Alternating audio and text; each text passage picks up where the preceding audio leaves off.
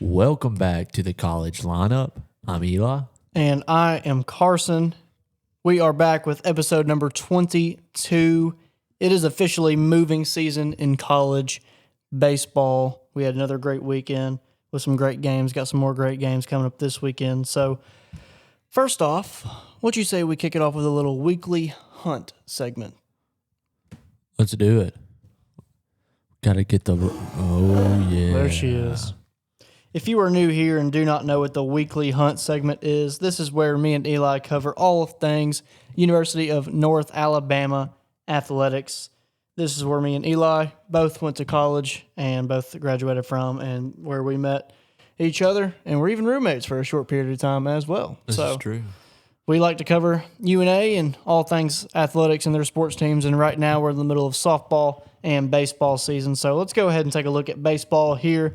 So they're coming off a big series sweep of our sort of makeshift rival, Austin Peay, winning Friday 9-3, Saturday 13-12, and Sunday 15-5 on the road to put them in solo number one of the ASUN conference.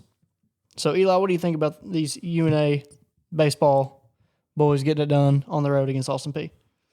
Very exciting. I know last episode we did talk about how this would really be a telltale sign to see if, we were actually competitive or not. Austin Peay, along with, I don't remember who Lipscomb played this weekend, but I do know that they lost their first game. I'm not sure not really positive how the rest of that series went, but nonetheless, it was us, Austin Peay, and Lipscomb, all three tied, at least in the gold division, in first place. So we should now have, like Carson said, sole leadership in the ASUN conference, which is a really, really good thing, especially about getting close to halfway mark into the season, being is it 10-5 in conference play? That's solo really leader solid. of the gold division is where we're at right now. Second overall, just short of North Florida in the graphite division. They are 12-3 in ASUN play, and 21-15 overall to UNA's 10-5 ASUN record. So, yep. Nonetheless, I think everything's been going really good for UNA. We were 7-5 last time we talked, and we are now 10-5 after maybe not upsetting. It was probably more of an even matchup there, but getting the sweep at Austin Peay is always a great thing. So everything from the hitting to the pitching did really well this series. Our offense was on a tear this weekend. They won 9-3, and then 13-12. So our pitching struggled a little bit in the second game, and then 15-5 in the third game. So the first and the third game, our pitching I would say did pretty solid to a little better than solid. So that's always good. I would say that the 3-run mark is kind of where you want to shoot for. If you could allow them to score no runs, hey, that's even better. But I think a lot of times if you can keep them around the 1 to 3 range, you really have confidence that you could come back and win that game. So we got our offense just really, really showed out in the second game, winning 13-12. So it's always fun when there's a big offensive explosion, and we were able to keep them contained enough to be able to pull out that victory by 1 run there. The last game ended up winning by 10 runs. Obviously, again, just offensive output has been the name of the game the past 3 games for your UNA Lions, and so hopefully we can keep that going. Right now, we are recording this on Tuesday following that weekend series against Austin Peay, and we are currently beating UT Martin. I hope we end up winning because then we'll get our get back from losing last week at home against UT Martin. Overall, great showing this weekend for UNA. Hope they can keep it up. They have a 3-game series at home against Lipscomb this weekend, so that's going to be very, very exciting. I know Carson said he was going to try and go to at least one of the games, and I think I'm going to try and make it to one, if not two, maybe, if any at all. But I hope I can make it there and support UNA, especially because my Vandy boys have been letting me down. So it's about time, I guess, I start supporting my alumni, not my alumni, but my college a little bit better in baseball. Absolutely, yep. So, and they have put up 18 runs so far through 4 innings on UT Martin at the time we're recording this. So still plenty of game left. You know, I'm assuming this is probably going to be a 7-inning game, but never know. UNA might hit the 20 mark tonight, but the bats are very hot right now in their midweek showing right now. So looking forward to what they're doing this weekend, and big moving weekend here for UNA. If they could pull out a series win here, I think that would go ahead and secure them at least top 2 in the gold division for ASUN here, with Lipscomb dropping 2 more games this weekend. I think that should safely put us in top 2 of the gold division, put us in a great spot moving into the ASUN tournament, maybe even get a first-round bye would be great. Yeah. So looking forward to it. I'm really proud of how this UNA team has shown up. Overall record is still not where they want it to be, but ASUN play, they have really shown up very well. So with that, looking forward to them playing Lipscomb this weekend at home back here in Florence. And so we'll move on here to softball, who is currently sitting at 28-11 overall. They are also sitting at 10-5 in conference, just like the baseball team. And they are coming getting swept. Yep. Beat me to it. Beat me to the bad news, Eli. Yep. Well, you can carry it. I saw you were looking for it, and I didn't want you to make a mistake like I did last week of starting off 2 weeks before after that had already happened. Yeah, so. But let's check in on them right now and see how they're doing with Ole Miss. But, yep, they are coming off of a series sweep on the road against Eastern Kentucky. Of getting swept. Did I say? Is that not what I said? You said series sweep. My fault. Coming off of getting swept on the road against Eastern Kentucky. Yeah. Kind of a shocker here. I don't really think anyone expected us to lose the series, more or less get swept, but they lost on Saturday. They played doubleheader Saturday, so they lost 7-6, 5-0, and then on Sunday they lost 6-5 in 9 innings. Heartbreaking game there, and really not what we expected from this UNA softball team. Not at all. I think after being on such a heater and having, I think it was a 6-game win streak at the time, they ended up winning 7 in a row as they won their midweek game as well. And then going into Eastern Kentucky, the least you're expecting at that point is to win the series against Eastern Kentucky. Didn't happen. Did have the first and third game where there was a possibility, only losing by 1 both games. The second game didn't really look like we ever had a chance there, but it hurts in any sport, especially obviously baseball and softball. You do have the weekend series, so it does hurt getting swept, especially for conference play. Once you get into the conference play, it doesn't matter how good your record is. If you get swept in conference, never a good thing. But luckily, they were 10-2 going into this weekend, so dropping 3 there and being at 10-5 is not the worst thing in the world. But hopefully they have a bounce back. Carson just looked at the Ole Miss UNA game, so maybe they're competing a little better. Down 5-0 in the 6th to Ole Miss here. Well, tough look so far. At least, okay, so they got Austin Peay next weekend. We can forget about the Ole Miss UNA game. It is what it is there. You don't really expect to win that game, especially at Ole Miss. But nonetheless, if we could have pulled it out, that'd been cool. Still got, an inning and a half left or so. We do. Ole Miss is 2-13 in the SEC, so this is when I was kind of hoping we would sneak a little midweek game here, but it doesn't look like things have been going our way so far. Nope. So unfortunate. That is unfortunate, but we do have Austin Peay, and maybe they can also get a sweep of Austin Peay like the UNA baseball team did. They will have a doubleheader on Saturday, so they will have a little bit of a longer week to get ready for them as they don't play Friday. So that's always a plus. It does sometimes stink, especially playing a doubleheader, but it may help getting that 1 extra day of rest / practice in there. So it is going to be at home, so they get to come home after a midweek game in Oxford, Mississippi, and maybe, hopefully, sweep not Ole Miss, Austin Peay. If not, hopefully can win the series, and if not that, at least win one game. Because again, like I said, getting swept is never a good sign, especially in conference play. Yeah, with this series, with them getting swept right here, this knocks them into third place of the Gold Division of the A-Sun Conference, and Austin Peay is currently they are also in the Gold Division, but they are in fourth place, right behind us here. So definitely don't want to see any shifting going on here.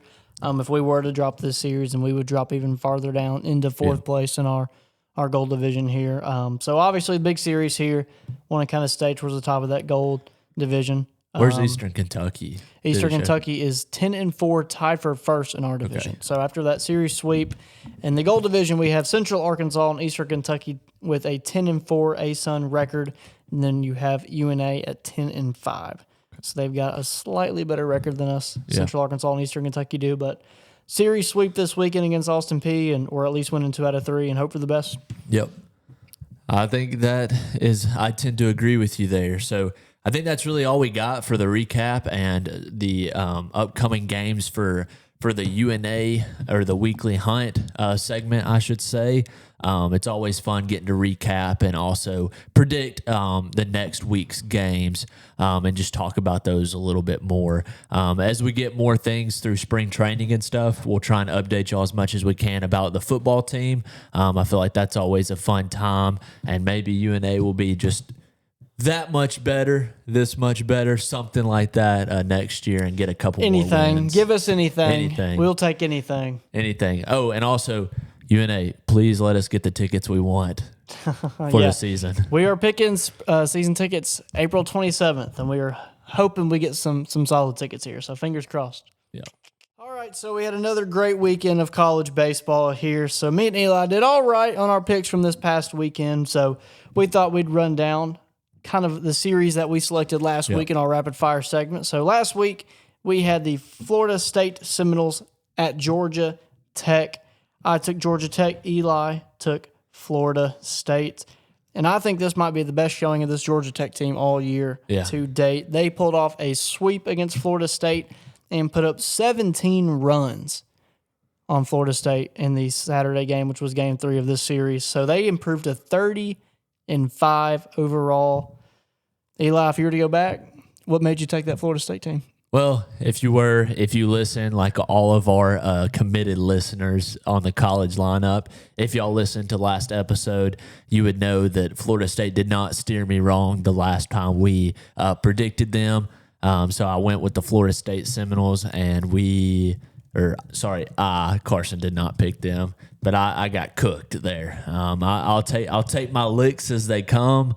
Unfortunate showing for me in my prediction. I apologize to Georgia Tech fans for putting all my faith in Florida State. I will remember that for next time we talk about Georgia Tech, and maybe this week. I don't know. Only time will tell. But if I had to go back, I'd still pick Florida State.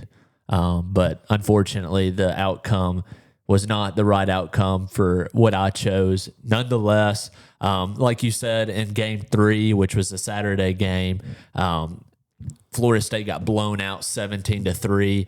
But over the whole weekend, Georgia Tech outscored Florida State 29-9. If you do that, unless you just score 20 games, unless you just score 20 runs in one game over the weekend, if you can score 29 runs to someone's 9, more than likely you're going to sweep the series. So great showing, like Carson said, from Georgia Tech, probably the best showing that they've had all year, to be able to really cement themselves as the number 3 overall in the top 25 right now. Great showing. Their offense was on an absolute tear. They did performed well in the late innings as well, so that always helps there as well.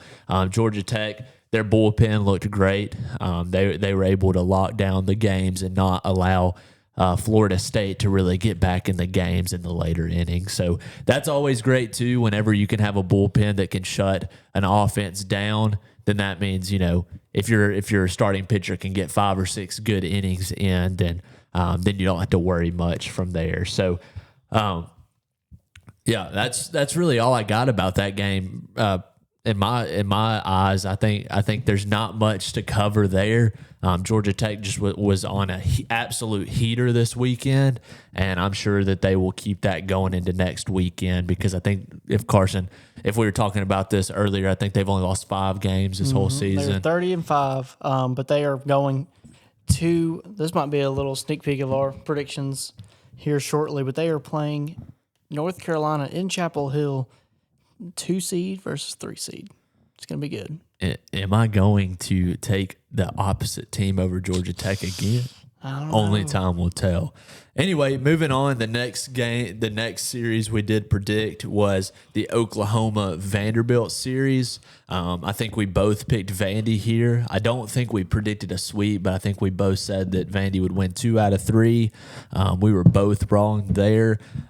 It was, great first game. Vandy's offense really, really, really did well producing runs. The second game they were a little bit laxed, but they still did score. I think ended up with 12. I think we lost by 1, maybe 13-12 in game 2. 11-13. 13-11. On Saturday. We started off pretty slow. But we were able to get back, and Holcomb actually hit a 2-run bomb to get us to 13-11, I think in the 7th inning. But nonetheless, we just could not put enough together there.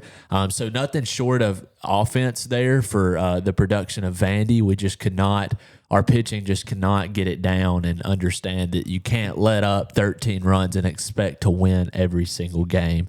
Game 3 – we just, I didn't even keep up with it because at that point I was just so frustrated with how Vandy's played this whole season that I didn't even keep up much with it. But nonetheless, we did end up losing that game as well and dropping the series. But great showing from Oklahoma. Obviously, they were ranked higher with Vanderbilt not being ranked at all and Oklahoma being ranked 16.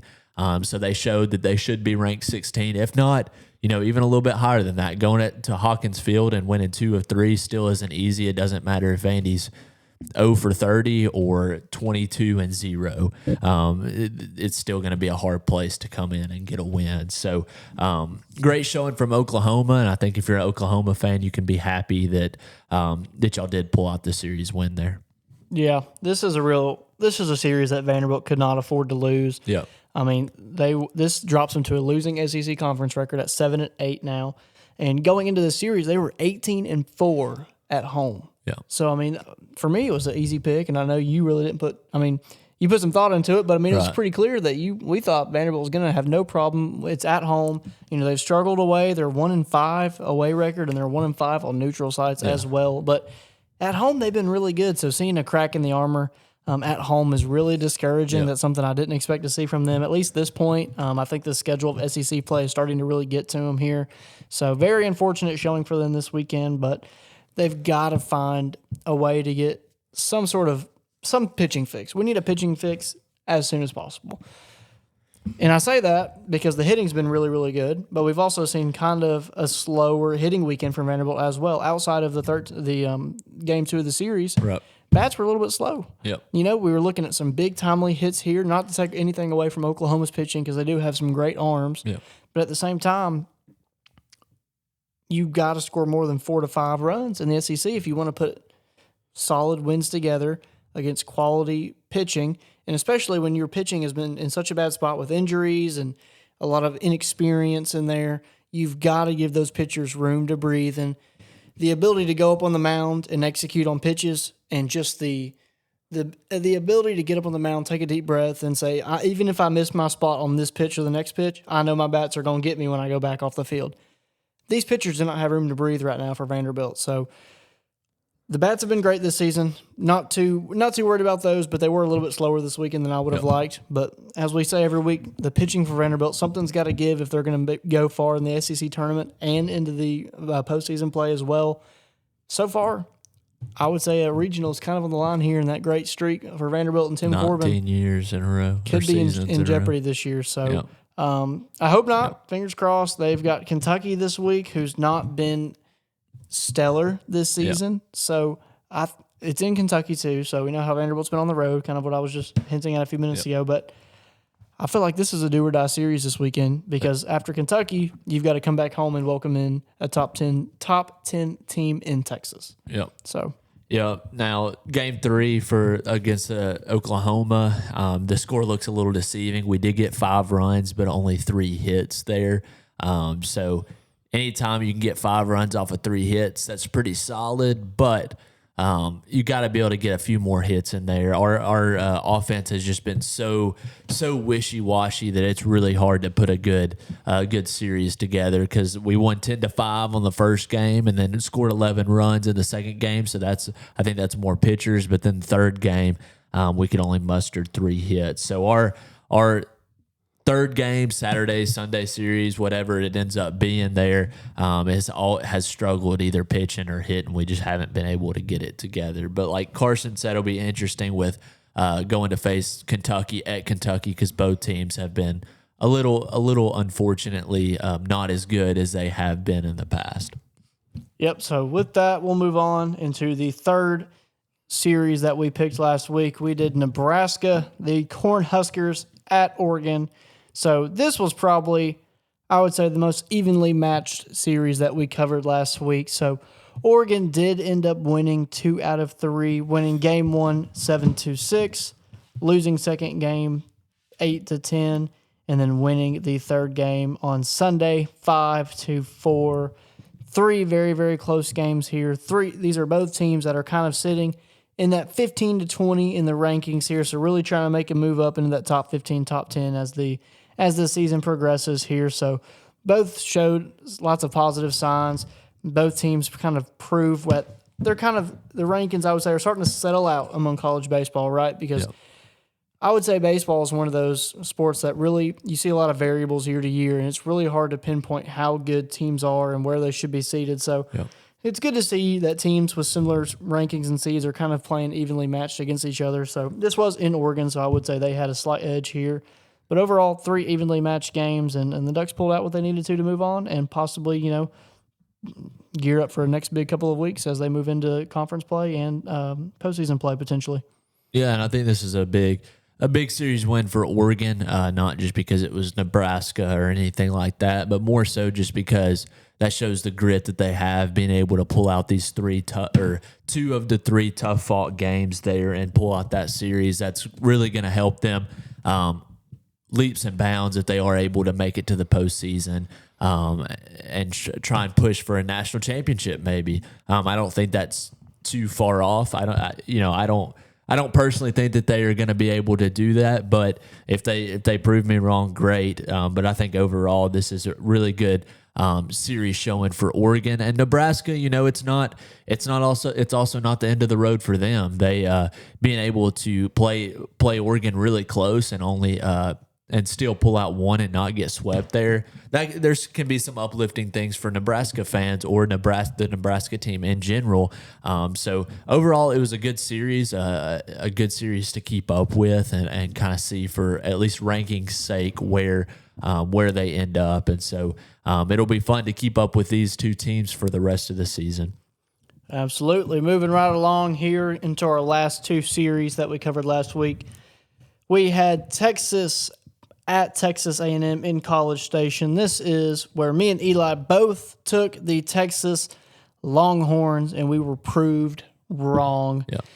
A&M won the Friday night game 9-8, and they won the Saturday game 11-4. They tried to get the Sunday game in. They rolled the tarp out there, but after a really lengthy weather delay, they decided just to go ahead and cancel this game, and this game will not be made up. So Texas A&M is taking 2 games out of what ended up being 2-game series here. So big series here for Texas. I would say a lot of disappointment coming out of this series, especially with it being, a little in-state rivalry as well. So this Texas A&M team has once again proven how good of a team they have this year, but also my mind kind of falls more to Texas on here, maybe thinking maybe Texas isn't all they were cracked up to be. What do you think?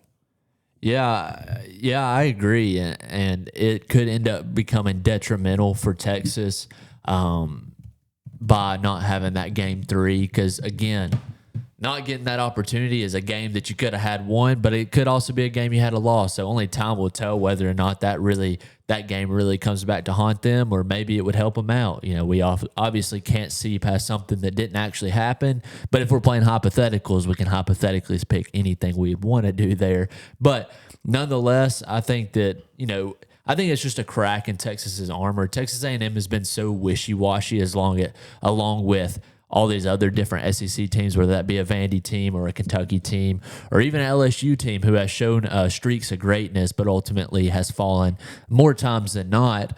Texas A&M, on the other hand, has done pretty solid, but still they tend to also be on the not so good side of the wishy-washiness, but kind of falling right in the middle of the pack there. So it's a great statement win for Texas A&M, being able to win the 2 games that they did play. But I do think it's more of just a crack in Texas's armor, and I'm very interested to see this weekend how they can bounce back and prove if they really should be in that top 5. Yeah, for sure. So Texas ended up dropping down to 4 after last week from the 2 spot, and they are now welcoming Alabama in Texas this weekend for a series. And so Alabama, after dropping to Arkansas last week, has dropped down to 11. So that's still a top 15 matchup right there. This is exactly what you want if you're a Texas team or a Texas fan. You want the ability to go right back out there and prove that you have a strong team, that you are worthy of a top 5 spot, and you don't have to wait weeks to prove it. You can go right back out the next week, get a big series win against Alabama here. But at the same time, Alabama's in the same boat after getting swept this past weekend by Arkansas. Alabama and their team and their fans and their staff is really wanting a chance to go right back out there and prove that they are worthy of a top 15 spot in the rankings as well. So both teams looking for a big bounce back this weekend there. I like what you said. I think it is just a crack in Texas's armor, but for teams like Alabama, and I know Vanderbilt's got to play Texas in Nashville in a couple of weeks, it's good to see that this Texas team does have faults, and you can exploit those. You can take games against them, because there's been parts this year where this Texas team has looked unstoppable and unbeatable. So if you're a big, fan of another team in the SEC or a team that might have to play Texas in the postseason, they do have faults. There is a crack in the armor, and they are a beatable team, but I would look for this Texas team to learn from it and possibly get better from it as well. So, I think too. Sorry, I don't know if you have anything else to say, but I think too, going back to what you were saying about how Alabama dropped ended up getting sweep in Texas. How we're talking about just a crack in the armor. It's a blessing and a curse being in the SEC because on one hand, now like you said, Texas has a chance to bounce back and play a good Alabama team and maybe prove again that they are top 5 worthy. But on the other hand, too, you got left and right hands here. It's like, Alabama they also want to bounce back, and they could end up sweeping Texas. And now Texas is in a really big hole, dropping their last 5 games in weekend series. So, being in SEC play, especially in baseball with so many good and ranked baseball teams, it can very much so be a blessing, but it can also be a curse. So that weekend series also will be a great series to keep up with this weekend. And I'm excited to see who bounces back. Is Texas going to bounce back, or is Alabama going to get back and bounce back as well? Who knows? Absolutely. I think that'll be a great series here, and one we might pick here in a few minutes. Only time will tell. But moving on into our last series that we covered last week is we covered the LSU in Oxford playing Ole Miss series last week. We both took Ole Miss, and Ole Miss proved us we got one right. Series sweep against LSU, winning Friday 6-3, Saturday 12-2, and Sunday 8-7. So, Eli, I don't know about you, but for me, this kind of just is the final straw with this LSU team. They are just not the LSU baseball team we expect to see year in and year out. And it sucks to see a national championship team fall so far in just one year. But I really think this is just a struggling LSU team this year, and I really don't know if they can turn the corner. Yeah, and it's crazy how much that happens. You mentioned how LSU, it's crazy that a national championship team goes from contending to winning to also to nothing, basically, and probably more than likely falling out of the rankings after getting swept by Ole Miss. But if you go back right after COVID or right before COVID when Mississippi State won the national championship.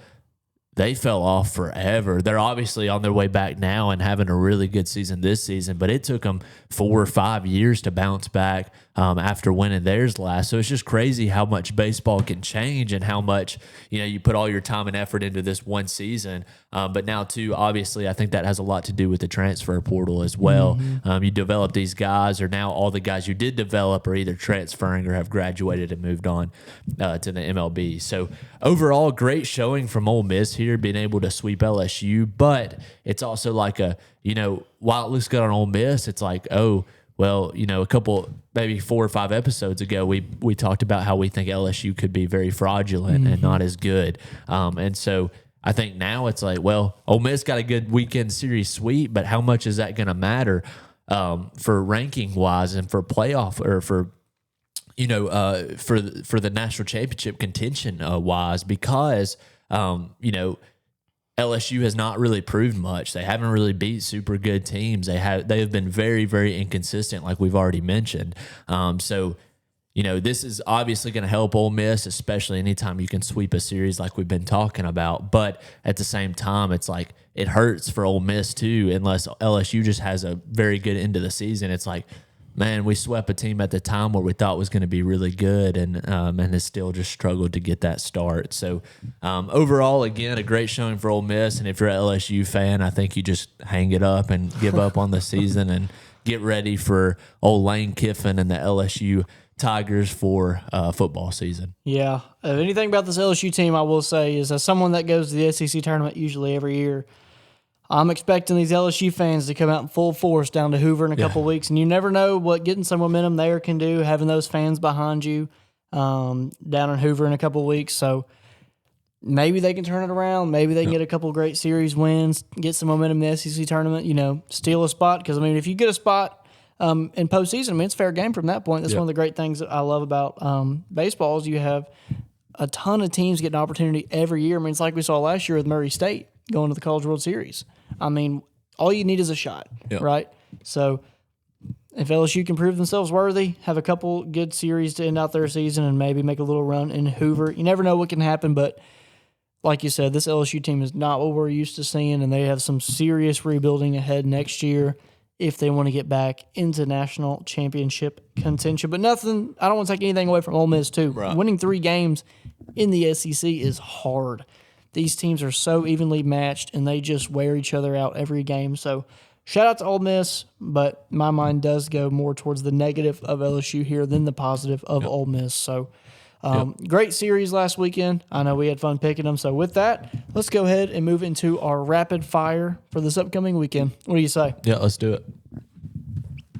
All right. So first series that I want to predict here, kind of hinted at it earlier, we have number 2 Georgia Tech versus number 3 North Carolina in Chapel Hill.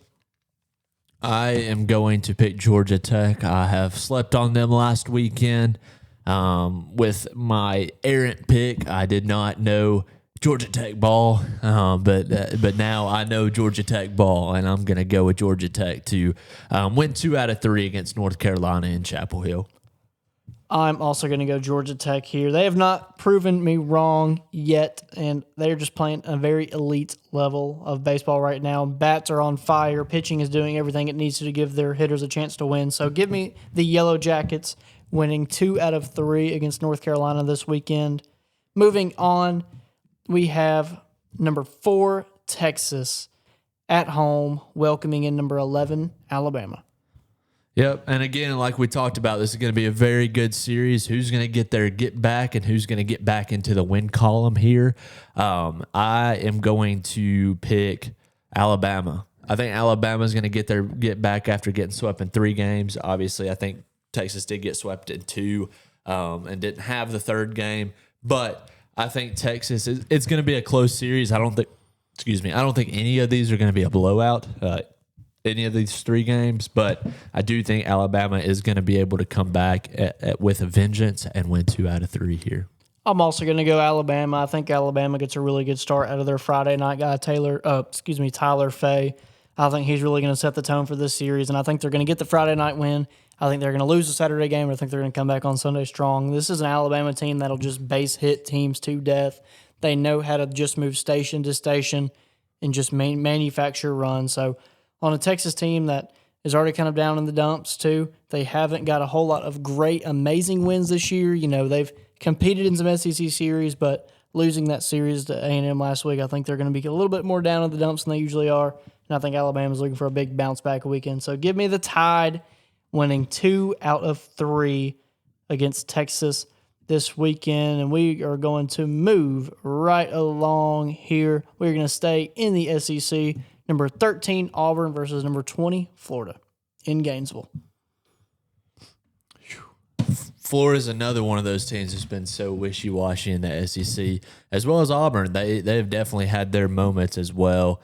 But with it being in Florida, or at Florida, same thing, I think I'm going to pick Florida to win this series against Auburn. It's Auburn's 24-11 and Florida's 27-10, so it will be a very good series, but I think Florida is ultimately going to be able to pull this one out. I like the Gators too. I'm gonna match you there. I think Florida has been a very wishy-washy team this year, but they have pulled it together as of late. This is an Auburn team that started top 5 in the nation. They've slowly peeled back a little bit. They have played some tough games. I know they played Georgia Tech a couple times in the midweek, so good experience there. Makes up a couple of their losses there, but overall, I think Auburn is slowly declining as the season goes on. I think Florida is on the inverse there, more on the upslope here. So I'm going to go the Florida Gators to win 2 out of 3 against Auburn this weekend. Let's mix it up here. We have, let's go number 25, Ole Miss versus unranked Tennessee. I hate that I'm doing this. I really, really do. But after Tennessee's showing last weekend, getting the sweep, I am going to pick Ole Miss to win the series. 2 out of 3, though. I had you for a second. You did. I really thought you were I had going myself one way. too. That was a split second. Were you going back and forth? Yeah, it was. I think this is very evenly matched. We have Tennessee at 25-12 and Ole Miss at 26-11 here. I'm going to do it. It's in Knoxville. I'll give it to them. I'll go Tennessee on this one. Really, just for some brownie points. Yeah, I think Ole Miss is good, and they'll get some momentum coming off that LSU series. But this is a Tennessee team that I think kind of feels like their back's against the wall, where all the allegations of having a new coach and not being what they used to be is kind of really starting to get to them here. So I look for Tennessee to have a big weekend at home against Ole Miss, winning 2 out of 3. So with that, we'll move into our last pick of this week's episode. Let's go. We got a little evenly matched series here. We have number 21, Central Florida versus unranked Cincinnati. Cincinnati is sitting at 24-14. Central Florida is sitting at 20-12. I'm going to go with Central Florida here, UCF. I think they are going to be able to beat the Cincinnati Bearcats. UCF has had a pretty solid season so far. Out of 32 games, obviously they are 20-12 there. So, Cincinnati's had a great season so far as well, too, going 24-14. So like Carson said, even though UCF is ranked and Cincinnati is not currently ranked, I think it will be a great series, one that's fun to keep up with. But I think ultimately, UCF is actually going to get the sweep. You know what? That is something that has just never sat well with me, Eli. What's never sat well with you?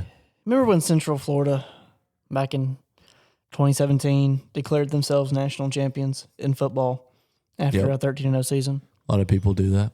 Just never sat well with me. And so for that reason and that reason alone, I'm going to go Cincinnati to win 2 out of 3 this weekend. Just never sat well with me. Yeah. So. Well, I'm right there with you. Not for that reasoning, but sure, I'll back that reasoning as well. So. But I think that's all of our 5 rapid fire baseball predictions. That was a lot of fun. We got a lot of fun baseball left, and we are getting down to the nitty gritty. Conference tournaments coming just around the corner at the end of this month. At least for the SEC tournament. No, it's in May, isn't it? Is it May? Yep. Yeah. So into next month. Sorry, I'm already jumping to May here, but nonetheless, got about almost 2 months left before conference play. But going to be a really good next 2 months of baseball. So I'm excited about it. Absolutely. So with that, I think that is going to wrap up episode number 22 here. As always, if you enjoyed, please feel free to follow us or subscribe on whatever platform you were listening to us on Apple Podcasts, Spotify, or YouTube. Feel free to share it with a friend. If you want to see our pick recap, it will be up on our Instagram when this episode gets uploaded. So feel free to check it out there if you want to follow along with our picks as the games happen this weekend. So as always, Eli, it's been a pleasure. Yes, and this sir. has been your college lineup.